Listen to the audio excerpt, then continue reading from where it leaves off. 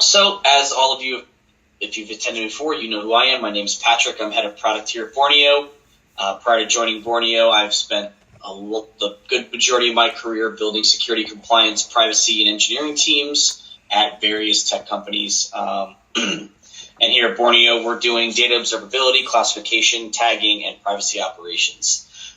Please welcome my amazing friend and guest, Sonia Siddiqui. I've had the pleasure of working with Sonia at multiple companies now. So, Sonia, tell us a little bit about yourself and how you came to be in the blockchain space eventually. Yeah, sure. Thanks, Patrick, and thanks for having me.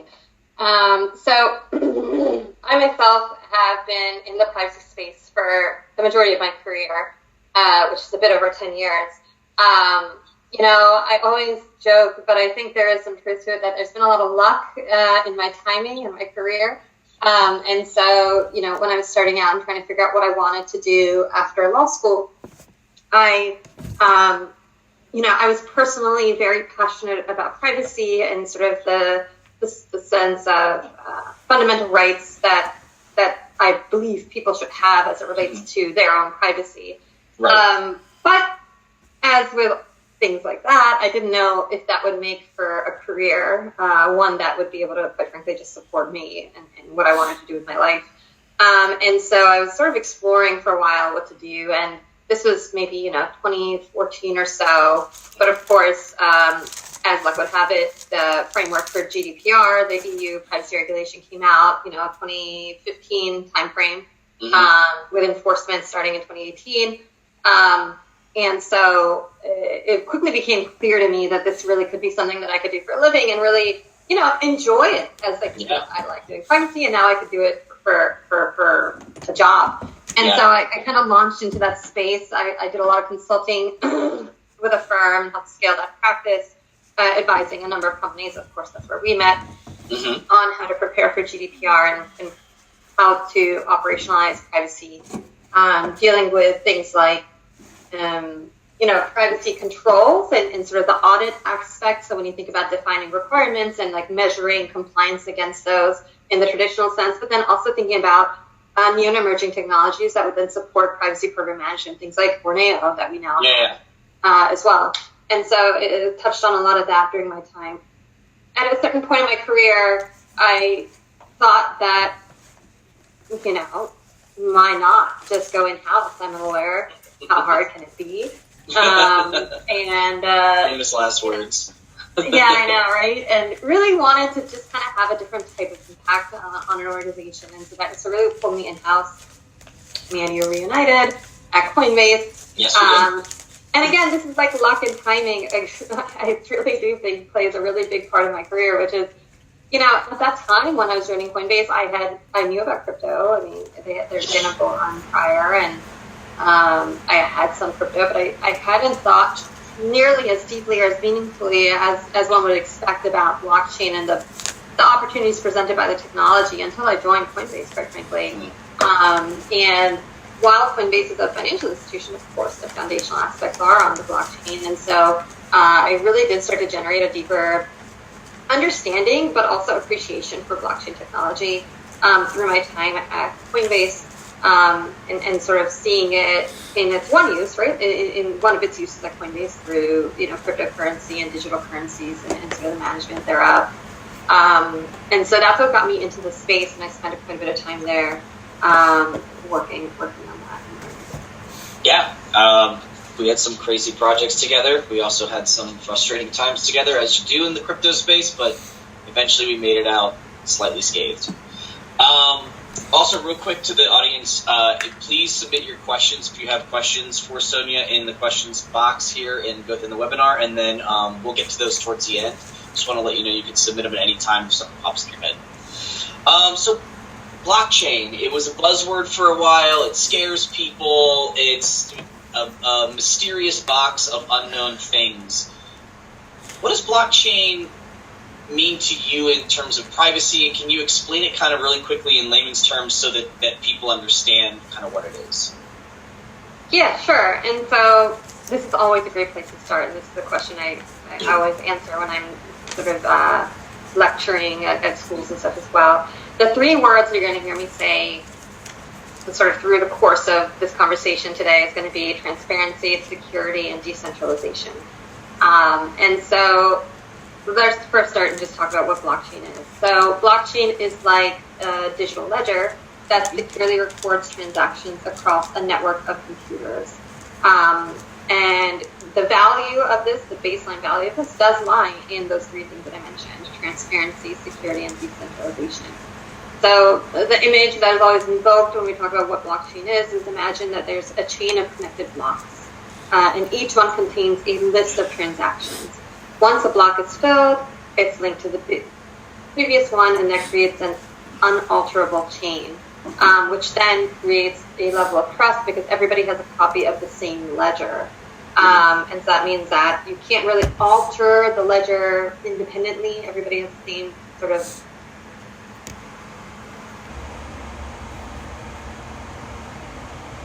record, and so this really creates for very secure and transparent transactions. And so the view of this is that it then does away with the need for a central authority like a bank if we're thinking about financial transactions, because everybody has the same book and everybody can see what's going on. Right. But it also does a bit of fraud or sort of reduction, right? And also enhancing a level of efficiency with transactions. Yeah, and I think going into what you were saying is so one person can't alter the ledger, the blockchain by themselves. So in that sense, how does this sort of tie into the privacy aspect of day-to-day life? Is it more of, I know they're publicly auditable. We can use publicly accessible open source tooling to audit files, or we can obviously use the very expensive paid versions. Does this enhance privacy in your mind, or does this, because everything's out in the open, or is it more the transparency that you're seeing the benefit from? Yeah, I think that's a really good question, and then it's interesting because the way blockchain enhances privacy is by decentralizing control. So you don't have this single point of failure issue where you like a bad actor can hack one place and then all this information is then out there.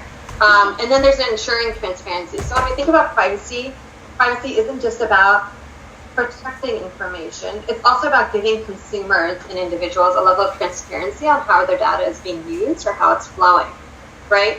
And so, for example, in sort of traditional solutions, imagine I keep going back to a bank because our time is limited, but centralized authorities, like a bank, would often hold and manage, all the sensitive data, which then makes them a really easy target for breaches.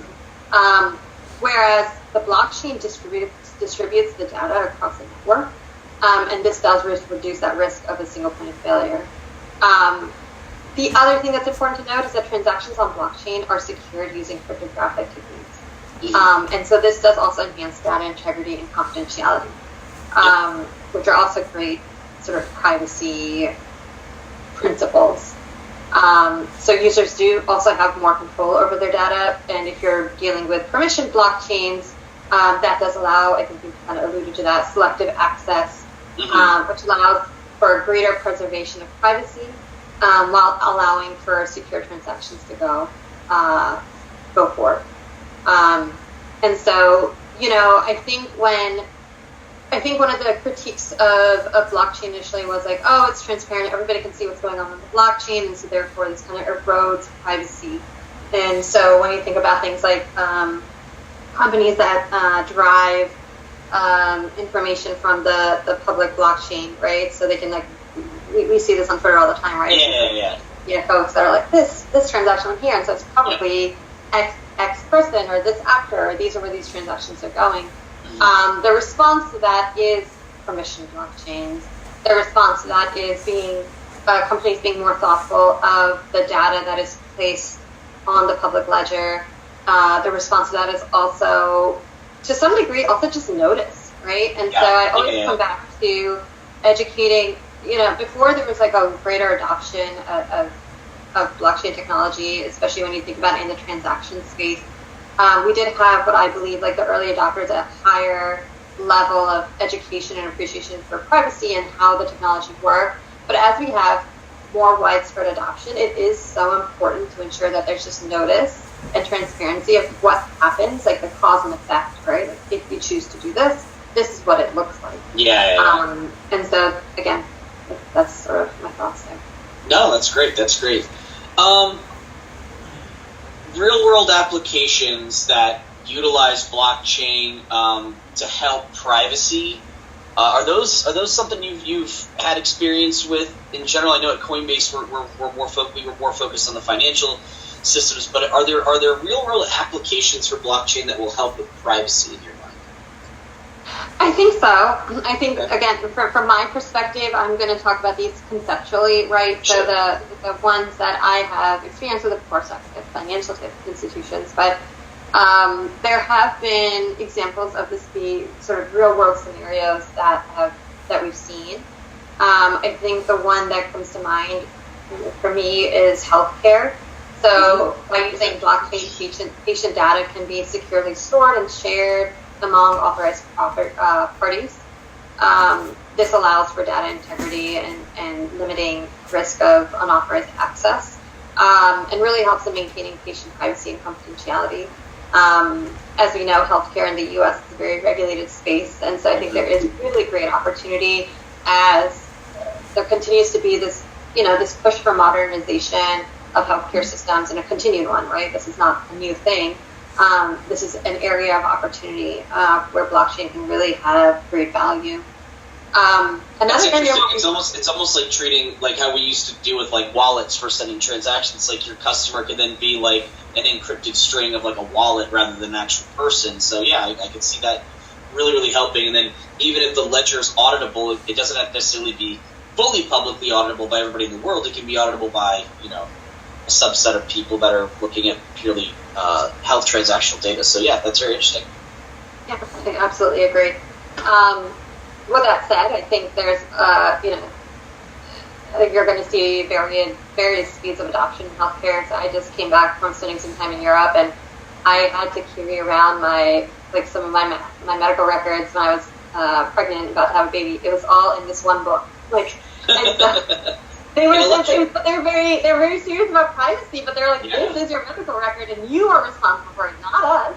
And you're going to take this from doctor's office to hospital to have the baby, from hospital back to another doctor. Wow. And so I'm like, okay, we're a little behind here, but, who knows? Thank goodness it didn't get wet or fall in a puddle or something. That would have been a disaster. Yeah. And for some reason, I'm like a little bit traumatized. I still have that book, even though I'm like, wow, this is my record. No one else has this. This is my privacy. Right. That's one way to deal with privacy, but a bit weird. It is. It's the old go back to writing your password down on a piece of paper and put it in your desk. It's almost more secure right now than putting it in some of these technology things. I don't know what to say. It's just kind of funny to see it in real life. Yeah.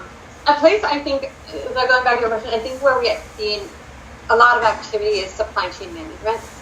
And so we've seen tons of news and like white papers about how blockchain is really enhancing supply chain management and like changing that industry, because blockchain really enables transparent and traceable transactions through the supply chain without exposing sensitive information to unauthorized parties. And so again, like that's a really big space where we're starting to see a lot of thought and investment on how blockchain can really up-level supply chain management. I think, again, it may just be an area where you have a lot of innovation just by way of, like, there's a lot of consultants and business strategists that, spend time in the space and invest in the space. And so maybe that's playing a role in why this area is having some traction with adoption. But that's another great real-world example. You and I both have spent time at Coinbase, so we know that securing private transactions are, on blockchain are a big deal, game changer. Yes, absolutely. A way users can have more control over their financial data. So when we think about, a self-hosted wallet for crypto, and that's also decentralized by nature because it's self-custodying, which means you own the key, you own everything in the wallet, only you can access that. And then that, because it's not being hosted, it reduces the vulnerability of a hack, right? Because the only way that could happen is if you hand your key to somebody or they physically find access your key to your wallet.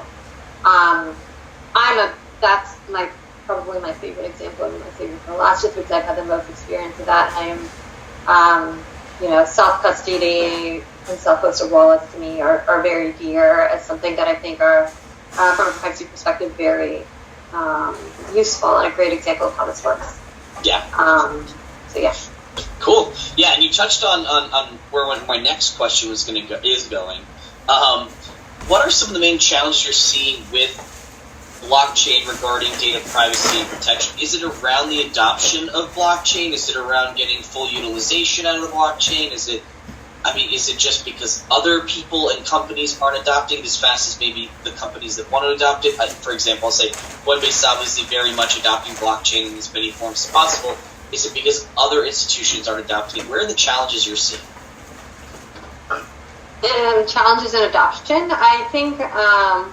Or challenges just in the blockchain space in general for data privacy. Is it around adoption or is it around something else?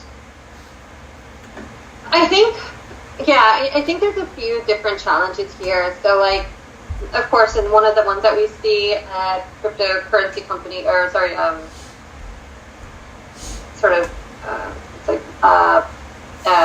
digital currency exchanges,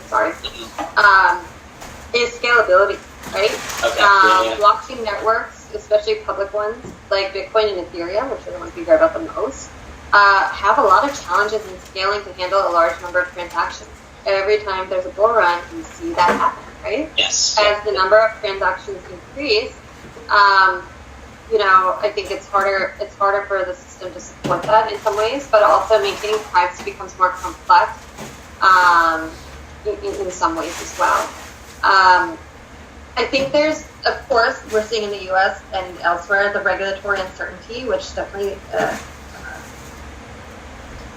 presents challenges with adoption, which is, the regulatory environment for blockchain and crypto is still evolving. We see, and I won't get political, but we do see some agencies that, are a little bit more suspicious of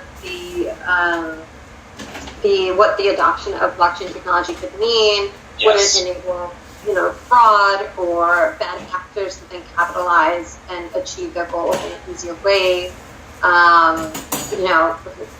Things like that. I think we're seeing inconsistency in the regulation across the globe. We see some regulators, again, more hostile to this technology versus others that are much more curious and willing to collaborate to try to find meaningful solutions. We also see, I think, this gap with privacy regulations and blockchain technology, right? So this is something that I've been thinking about for the past couple of years, which is GDPR as a framework came out when we were thinking about privacy of personal data in the traditional ways. It certainly wasn't contemplating blockchain and the unique cases, the unique problems that blockchain presents, like the inferences that can be made across chain and things like that. I mean, they talk about inferences, but not in the way that blockchain and sort of the issues that blockchain presents. And so it's kind of apples to oranges, where it's like, okay, all these privacy sort of quandaries have been discussed in these comprehensive privacy frameworks across the world, but how do you apply that to these very innovative and new technologies that are evolving? And again, we see these questions with AI as well. How do you actually apply that? Or is there a time right now that we need to really take a step back and think about what is the framework, what is the privacy framework from which we view blockchain technologies, from which we assess them? And does that vary just given the extraordinary sort of uses and structure of this technology? Yeah. So I think that, again, the regulatory uncertainty, the evolving nature, the questions and answers definitely affects adoption because everybody has different risk tolerances, right? Yes. And then there's more technical things like interoperability and integration with these systems, user education, right?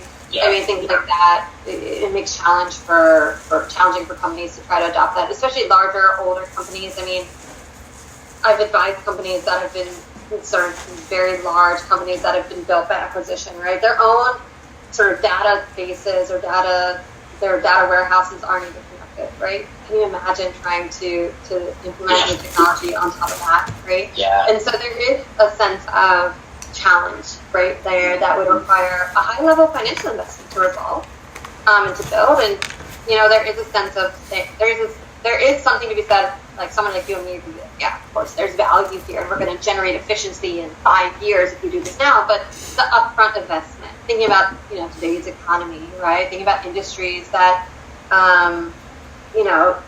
they have a certain profit margin, and they're pretty stable year over year. Like, is the juice worth the squeeze, right? Right.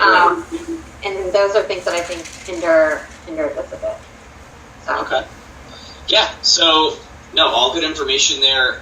And we talked a little bit about the different industries that are benefiting from blockchain. We mentioned, obviously, financial technology industry.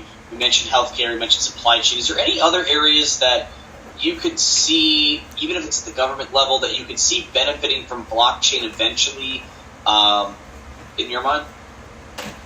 I mean, I can talk a little bit about some companies that have started to leverage it, just from like my own just quick look around. I mean, of course, IBM and Microsoft have been actively involved with providing blockchain solutions for various purposes. So IBM does this for supply chain, finance, and healthcare.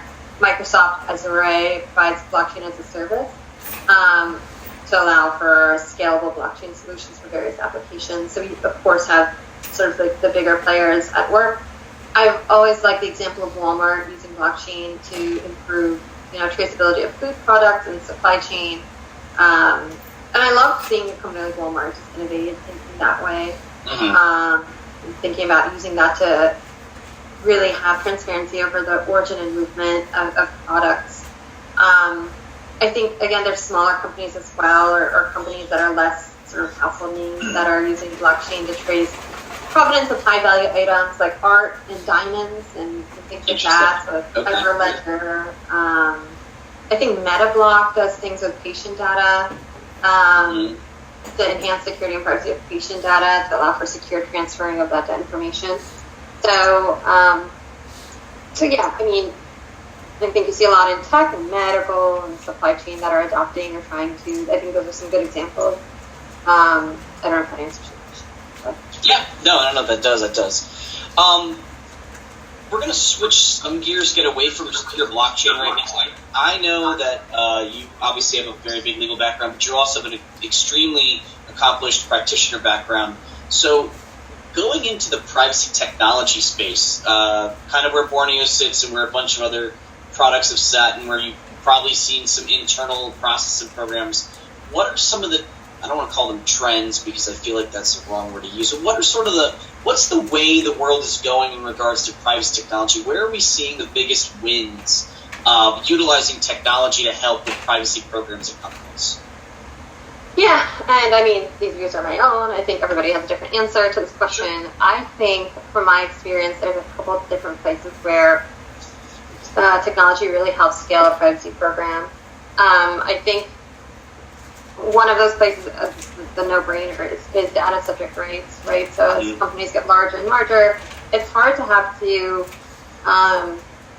manage those one-offs, right? So if you're like a really small company, you get 20 every 6 months. That's enough for a lawyer to realistically kind of manage one or two a week or whatever.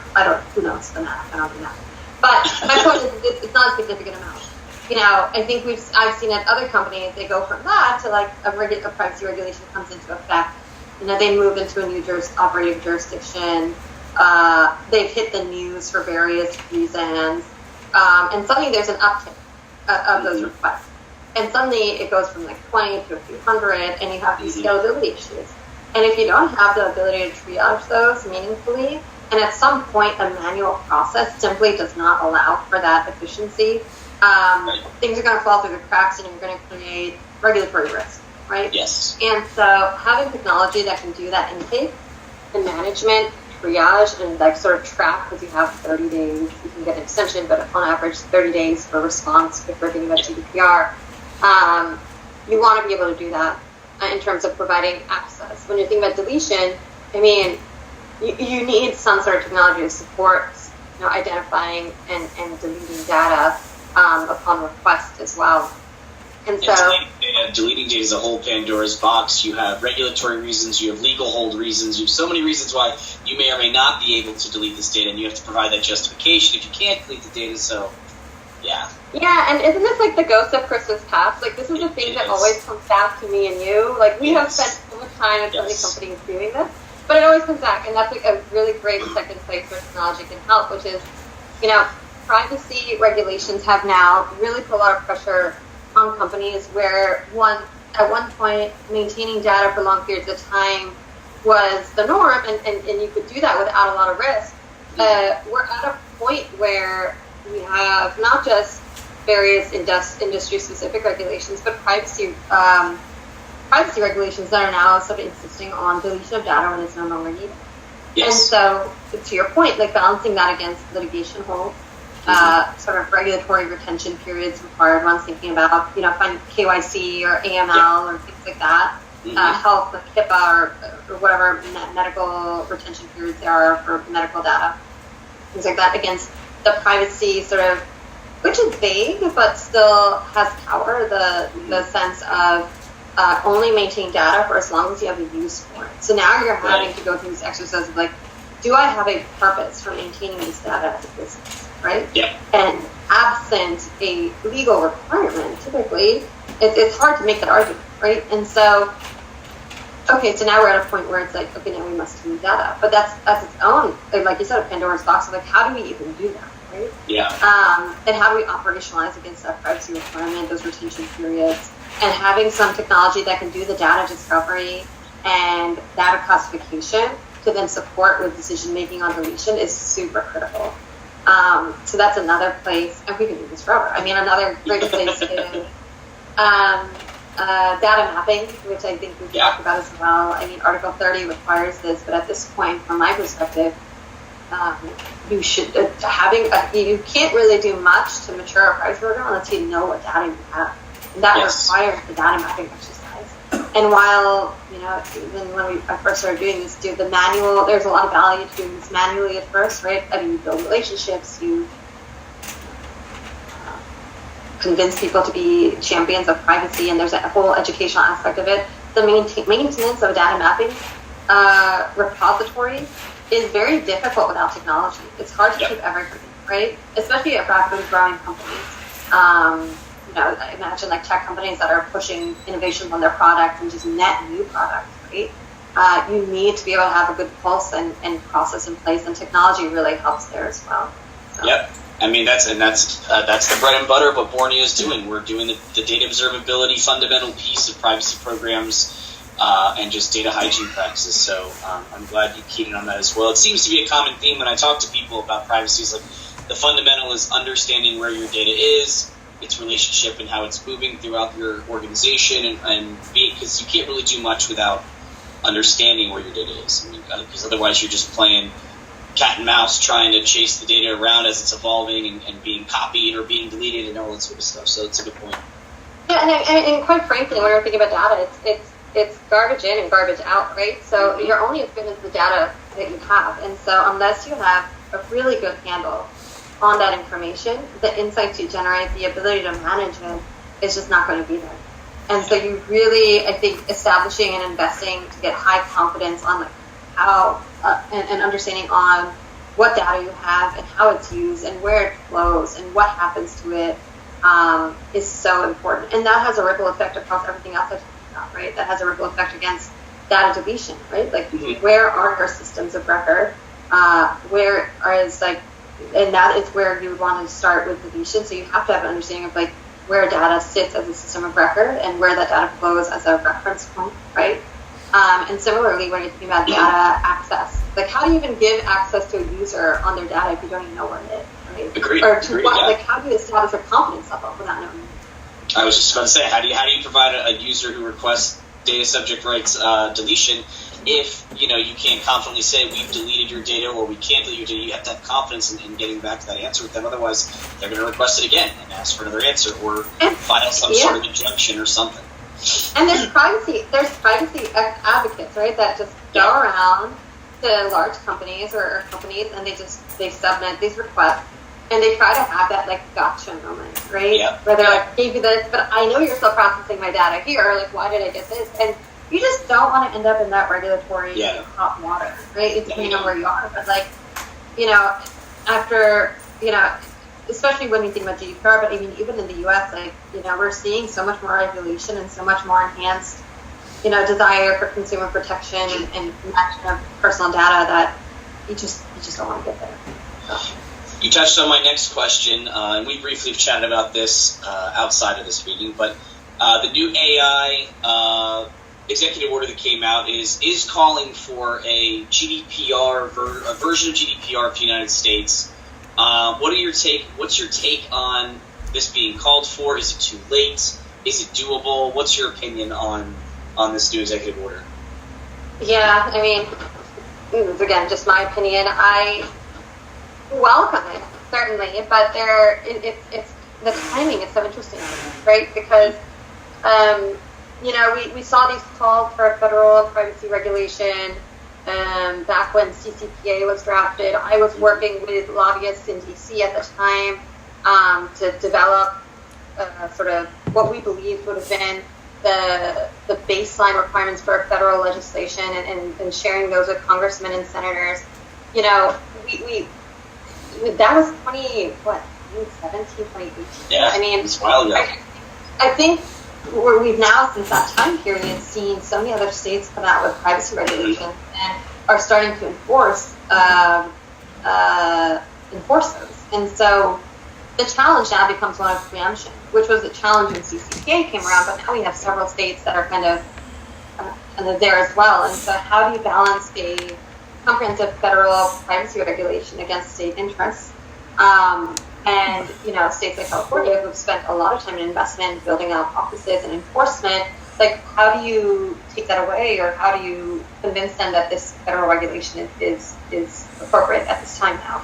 I think what we're seeing is kind of reminiscent of, when data breach laws were coming into effect state by state, and there was like one moment where a federal breach notification sort of law would have been super beautiful and wonderful to have in place, and it just didn't come through. And so now we have, any time we're dealing with security incident, we now have to go across the map, and it's really lucrative, right, for law firms and for Yeah. But it's very painful, right? It is a very painful process because there are disparate requirements and disparate thresholds that we now have to comply with as a company when we're thinking about security incidents and notification requirements. I think we're going to see something similar here. I mean, I would love to say otherwise, but I think there's a lot of hurdles to come through for a federal privacy legislation to be effective and come into place. That's good to know. That's good to know. We're going to jump over to some of the questions now. We've got a couple here. Sorry, we'll come back to our conversation in a second, but I'm seeing some questions pop up. Got a question from Tyler. From the healthcare organization perspective, is there a high cost barrier to implementing blockchain technology for patient identity verification? And are there current products or services that provide this that you know of? Yeah, I don't know from a blockchain, like if I think specifically about blockchain, I'm not sure if there's a high cost barrier because, and I'm just going through my notes, I think I do have a name of a company here, but I'm not sure about the cost barrier. I will say that companies like MetaBlock, they use blockchain to enhance security and privacy of patient data, and I think we talked about IBM too. IBM offers blockchain for healthcare services right now. So I mean, exactly. Knowing IBM, it probably is expensive, but I mean, it's probably a refined product. But I think the answer that I was looking at is that more. There are services that are kind of tailored to different costs. Obviously, there are probably startups that offer this at a much cheaper cost than an IBM. So it depends on the scale you need. If you're a smaller healthcare company, like I'm thinking like One Medical back when they started up, they could probably use a startup. If you're a Kaiser Permanente right now or a very big medical company, you're probably going to be looking at IBM as your primary service. So I think that's going to judge your cost right there. That's my opinion. I agree. And that's exactly what I was going to say. It was like there's definitely startups that are doing something similar, but IBM, like when you have massive amounts of data and you're going through digital transformations, you're going to use a company like IBM versus a startup that's just not going to scale the same way. Next question is from Chris. When do you think there will be a privacy framework specifically for blockchain?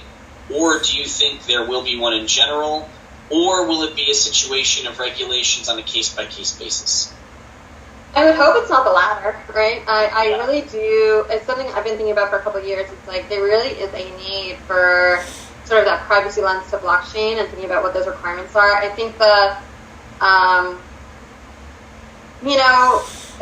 you and I know that when blockchain's in the news, it's really buzzy and everybody's really interested.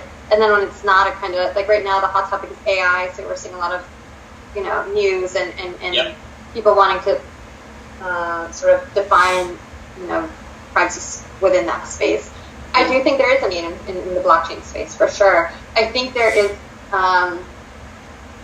there's two levels to it. There's one when you think about data generally on chain, and the privacy sort of, I guess you can call it sort of like a review process or a decision-making process for like what needs to end up on chain or how to treat personal information with relation to the blockchain. I think then there's more industry-specific standards as well when you think about blockchain. And so, when you think about financial institutions utilizing blockchain and the unique data and processing experiences therein versus healthcare, et cetera, I do think that there is a level of guidance that is needed in those spaces. I think there's been, attempts at building this out, but I think there's much more opportunity here for that to occur. Yeah. Cool. Those are the only questions we have so far. If you guys have any more, you got a couple more minutes to get them in. Back to my list of questions. What's something you wish you knew sooner about blockchain? I know that you and I have had a fair amount of years to really work with blockchain, but what's something you wish you knew sooner about it? Yeah, that's such a good question. I think for me, when I came to Coinbase,